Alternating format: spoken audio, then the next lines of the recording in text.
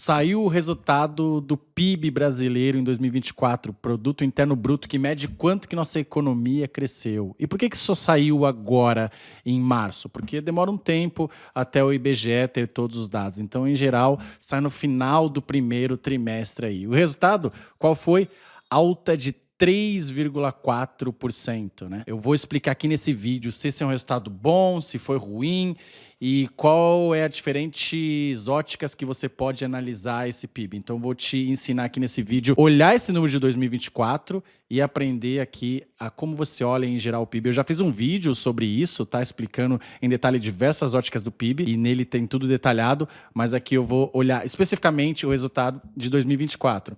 A alta, como eu falei, foi de 3,4%. E aí muitas pessoas ficaram, né, animadas com isso e dizer agora vai, né?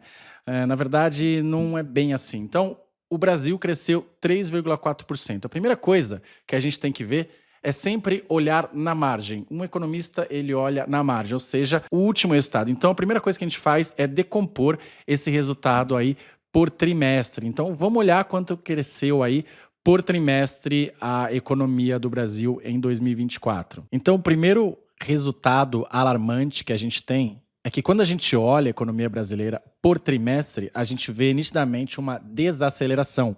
Então, no primeiro trimestre, a economia cresceu 1%, depois ela cresceu 1,3%, e depois 0,7%, e aí no último trimestre 0,2%. Então a gente vê nitidamente uma desaceleração aí no crescimento econômico. Então se a economia tivesse numa tendência de alta, seria um resultado mais animador. Como ela está num sinal de desaceleração, então isso chama mais atenção. E isso obviamente vai ter impactos aí para 2025 e 2026. Então, primeira coisa é essa, uma desaceleração quando a gente olha por trimestre. Daí a segunda, como eu já falei no vídeo anterior, a gente tem algumas óticas do PIB, né? Uma ótica interessante é a lógica da demanda. O que é? É quando você olha o PIB sob o ponto de vista de quem está demandando ou consumindo. Então, o PIB nada mais é do que a soma do consumo das famílias,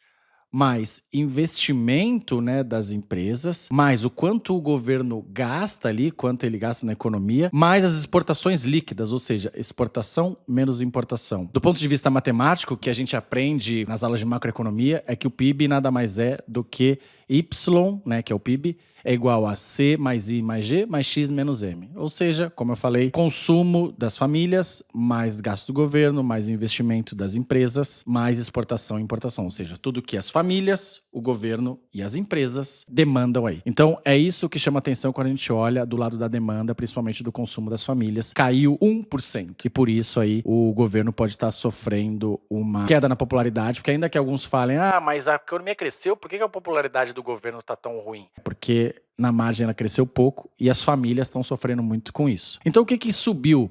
Dado que a economia cresceu 3,4%, mas como eu falei, no quarto trimestre a economia aumentou só 0,2%, né? Então o que subiu? O que subiu foi exatamente os gastos do governo e os investimentos, né? Então os gastos do governo subiu ali 0,6% e os investimentos 0,4%. Então faz sentido, né? Ou seja, o que a gente pode dizer com isso? Que é sim, a economia cresceu 3,4%, mas na margem ela cresceu só 0,2%. E o que acontece é que as famílias consumiram menos, 1%, e o pouco desse crescimento que teve foi muito gasto do governo. Faz sentido, né? O governo está gastando muito, por isso que tem aumento da dívida bruta, por isso que você tem um déficit grande, que ou seja, que é quanto o governo arrecada menos o quanto o governo gasta, e aí a gente tem um déficit grande, por quê?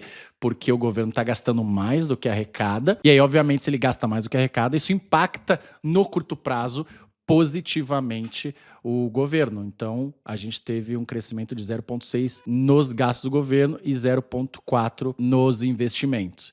E aí o que sobra são as exportações líquidas, como eu falei, X menos M, que é exportação menos importação, que na verdade teve uma queda também, a queda de 1,3% nas exportações e a queda de 0,1% na importação. Então, as exportações também jogaram aí o PIB para baixo. Então, basicamente, se você tivesse que aprender algo sobre esse vídeo aqui, é de que sim, crescemos 3,4%, mas crescemos muito pouco na margem, 0,2%. E aí as famílias sofreram muito com queda no consumo de 1%. E o que veio aí de alta foi de gastos do governo e parte do investimento, principalmente gastos do governo, e as exportações também jogaram o PIB para baixo. E isso daí é sob a ótica da demanda. Agora a gente também pode olhar da ótica da oferta, né? A ótica da oferta é quando a gente olha as diferentes indústrias, então os diferentes setores. Então a gente tem o agro, tem a indústria, tem o comércio. Então vamos olhar quanto é que foi cada evolução do PIB aí em cada um. Quando a gente olha aí como que desempenhou cada setor desses, né, entre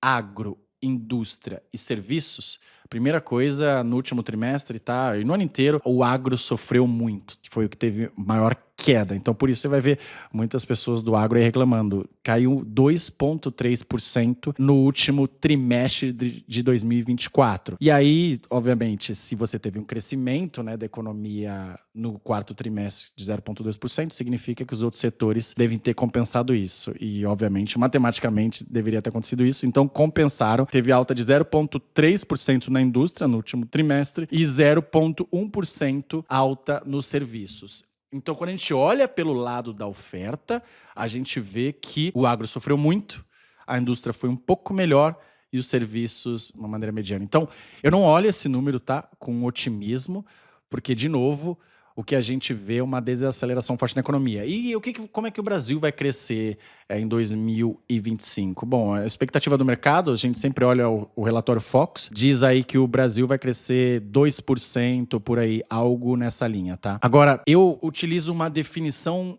diferente do PIB, que em geral não é dessa e que dá uma visão muito maior para a gente do que vai acontecer com a economia do Brasil ou de qualquer país no longo prazo, tá? Mas antes de explicar essa definição, se você gostou desse vídeo até agora, ó, se inscreve aqui, caso você ainda não esteja inscrito, mande para o seu amigo, porque eu sou economista, fiz economia na Fundação Getúlio Vargas, fiz mestrado em economia na Europa, tô terminando meu doutorado em economia e tive uma passagem aí pela Universidade de Yale como aluno visitante. Então eu faço isso há mais de 10 anos. Então clica aqui que esse é o melhor canal de economia do Brasil, que eu pego um assunto diário e sempre vou me basear muito nas teorias, em estudos para poder falar sobre qualquer coisa. Aqui não tem achismo, aqui tem dado, evidência, muita pesquisa, muito arcabouço acadêmico, tá? Então se inscreve aqui no canal. Voltando aqui, por que eu gosto de uma outra definição que é muito melhor? O PIB é quanto cada trabalhador produz numa economia, vezes o número de trabalhadores nessa economia, né? Então é isso. Quanto cada trabalhador produz, vezes o número de trabalhadores. Então, se a gente sabe disso, como é que a gente aumenta o número de trabalhadores na economia, né? Isso acontece quando você tem um boom demográfico, quando você tem muita gente entrando no mercado de trabalho, altas taxas de natalidade. Por isso que países emergentes, países com uma alta taxa de natalidade, em geral, vão crescer mais, na média, tudo mais constante. Por quê? Porque você vai ter muita gente entrando no mercado de trabalho. E qual é a outra parte? Quanto cada trabalhador produz? Essa daí a gente só aumenta com a produtividade. Isso é a produtividade do trabalhador. Abstrai do país e vamos pensar numa fazenda. Imagina que você tem uma fazenda. Quanto que a tua fazenda produz? A tua fazenda produz quanto cada trabalhador produz, vezes o número de trabalhadores, né? Então, se você, de alguma maneira, contratasse mais pessoas, né? E aí mantendo o que cada um produz, você produziria mais. Mas num país, a gente não dá pra gente pensar nisso como uma política de Estado, né? A gente não vai, ou pelo menos no curto prazo, não vai aumentar quantas pessoas estão entrando no mercado de trabalho, tendo mais filhos, muita gente tendo filho, e a gente não vai mexer nisso. Na verdade, a gente tem que mexer mais na produtividade, né? Boom demográfico, na verdade, os fatores demográficos é quase como uma consequência. Então, antes as pessoas tinham em média 3, 4, 5 filhos, e agora as pessoas têm em média 1,6 filhos no Brasil. Se você tem mais gente tendo menos filhos, então isso vai afetar negativamente o crescimento econômico, tudo mais constante. E daí, pensa de novo na fazenda. Agora, se eu troquei lá os trabalhadores, antes eles faziam colheita à mão, com enxada, e agora eles estão colhendo com um trator, eles estão colhendo com uma máquina, significa que você vai produzir mais, né? Então, por trabalhador. E aí você aumenta a produtividade. Então, Vamos olhar agora o que que aconteceu com o Brasil nos últimos anos e décadas, quando a gente faz essa divisão. Então, quando a gente faz essa divisão, a gente consegue analisar qual foi o crescimento do Brasil e o que que a gente espera daqui para frente, né? Dessa ótica aí de que o PIB de um país é o quanto cada trabalhador produz, vezes é o número de trabalhadores na economia.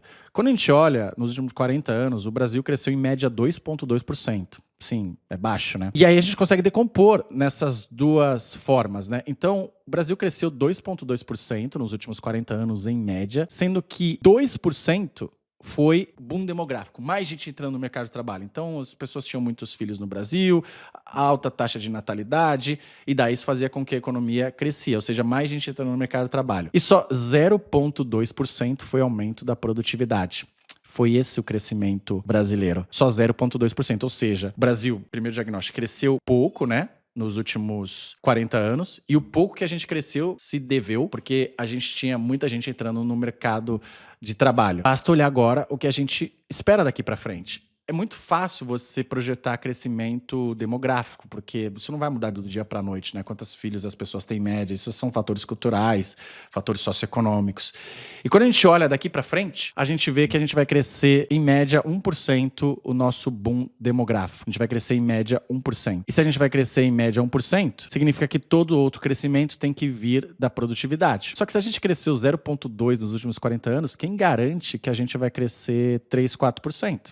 A gente não vai crescer, né? É como um aluno que tirou 2 em todas as provas e precisa de 10 para fechar. Se fosse um aluno muito bom, você acreditaria. Mas um aluno que tirou 2, 3 é muito difícil, né? Então, para a gente crescer de verdade nos próximos anos e décadas, a gente precisa aumentar nossa produtividade. Por quê? Porque a gente não vai crescer mais o nosso fator demográfico. Pelo contrário, é uma tendência mundial de que a gente está caindo nosso número de filhos por pessoas. Isso não acontece só no Brasil, isso acontece no mundo inteiro, tá? Principalmente em alguns países desenvolvidos, e o Brasil está tendo uma queda de crescimento populacional muito grande, até mais do que outros países. Então, a gente precisa aumentar a produtividade. Então, toda vez que eu vou olhar um PIB desse de 3,4%, 4%, sem grandes reformas que vai aumentar a produtividade, eu vou falar assim, cara, legal, bacana, mas a gente está aumentando a produtividade? Não. Então, isso é mais um voo de galinha. É gasto do governo, ou pode ser aumento de crédito, as famílias consumiram muito, mas a gente não está aumentando a produtividade da economia. A gente está tendo abertura comercial? Não. A gente está tendo privatização? Não. A gente está tendo reforma do sistema administrativo? Reforma administrativa? Também não. A gente está tendo melhora no ambiente de negócios? Também não. Então, por isso que eu não acredito muito a gente vai chegar com esses pequenos voos de galinhas, que fez o Brasil ter crescimentos médio de 2,2% nos últimos 40 anos. Por quê? Porque tem ano que a gente cresce muito, mas tem alguns anos que a gente cresce pouco ou até tem recessão. Por isso que eu não sou otimista com relação ao crescimento do Brasil, a não ser que a gente faça as reformas estruturantes que vão aumentar a produtividade, como eu já falei aí, abertura comercial, reforma administrativa, privatizações e outras reformas que vão aumentar a produtividade do trabalhador. Esse é o nosso grande problema. Então, é isso. Se você tivesse que relembrar algo desse vídeo, é que crescemos sim 3,4%, mas o crescimento na margem foi pequeno, foi só 0,2%, as famílias deixaram de consumir bastante, e isso vai interferir muito pouco no médio e longo prazo. O que a gente precisa fazer é aumentar a nossa produtividade, e vai ser difícil porque a gente tem ela muito baixa, 0,2% na média, nos últimos 40 anos, e é aí que a gente precisa atacar o problema. Então, eu sou Léo Siqueira, economista, e se você gostou desse vídeo, deixe o seu like, envie para o amigo e até a próxima.